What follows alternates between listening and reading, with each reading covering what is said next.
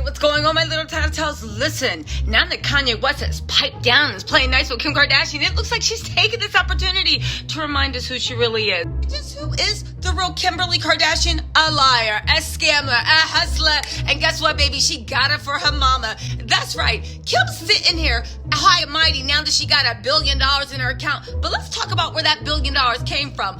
Y'all, Kim Kardashian was on Al Gore's internet and Variety magazine's pages talking about, I have advice for women in business. Get the F up and work. Don't complain, do the work. Does doing the work have to do with actually...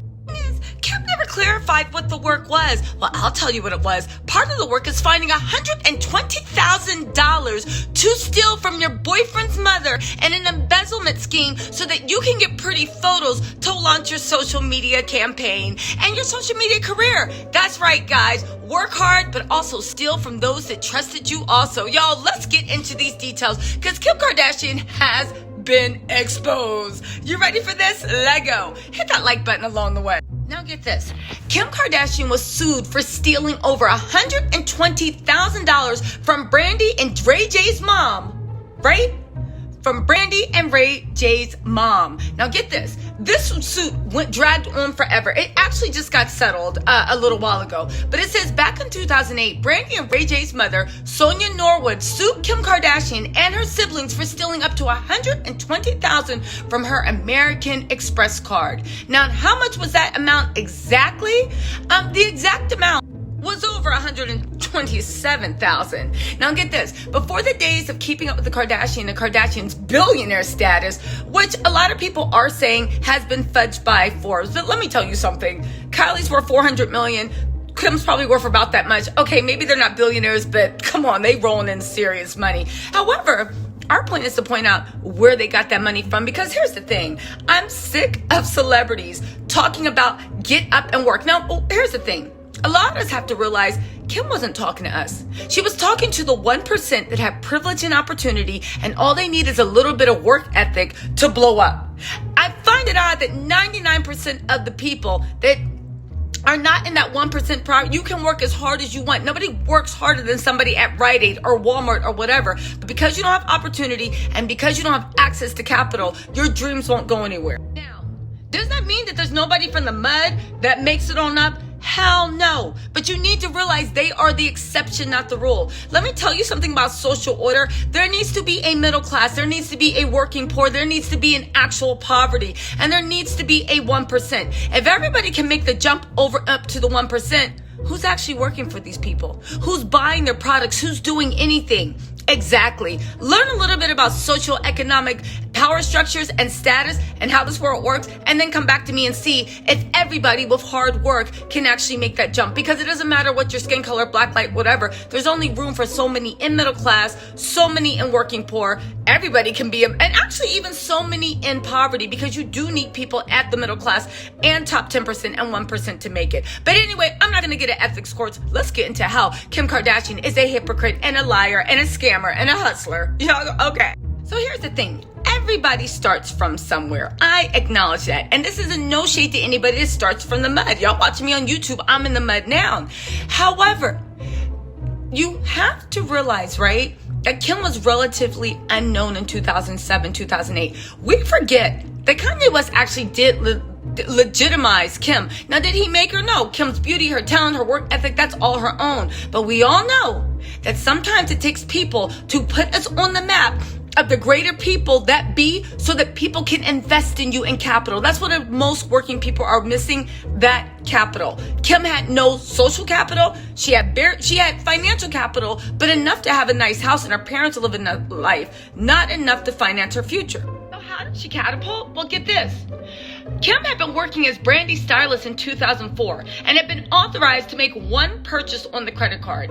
However, Brandy's mom alleged that Kim then passed the card to her siblings, because don't forget, Khloe, you know Khloe is always in the mix when it comes to Kim shenanigans, was also Brandy's personal assistant. Now get this, right? Kim passed the card to her siblings and continued to make purchases at the Kardashian-owned clothing stores Dash and Smooch. Y'all remember those stores? For over $120,000. Investigations have revealed that the Kardashians used their 2 stores and other stores that I have never visited to take advantage of me. This was a statement that Brandy's mom made. Don't forget, Brandy used to be Kim's boyfriend's sister. That's right. Kim, Ray J, exactly. She stole from her boyfriend's mom. Now, I don't know what's more grimy, what's more low, or what's more low down than stealing from someone that gave you their trust. Let me tell you something. Kim Kardashian and her sisters were low down, they were grimy, and they did whatever they had to do to get ahead. And like most people that accumulate that type of wealth, and every sociologist and economics says you cannot accumulate that much wealth without stealing and underpaying and undervaluing people. The fact that people are so desperate that they will work for 10 cents when a fair wage will be $1 does not take away from the moral impact of accumulating that much money. But let's continue. Brandy's mom went on to say, I very much look forward to having the Kardashians account for their misconduct in a court of law. The lawsuit named Khloe, Courtney got involved in this. Oh, because she's the owner of Dash and Smooch, and Robert Jr. as well, and seeks the money between 2006 and 2007 with 10% interest. Brandy's mom said, I didn't want to commence litigation against the Kardashian family without conducting an exhausting investigation into the charges and discussing all options, including criminal prosecution with my family. Get this, like most true hustlers and con artists, Brandy's mom went to Kim and said, give me my money back. They refused to because, again, they were in on the scam. You're saying, Tisa, this don't make any sense. How come she never pressed charges?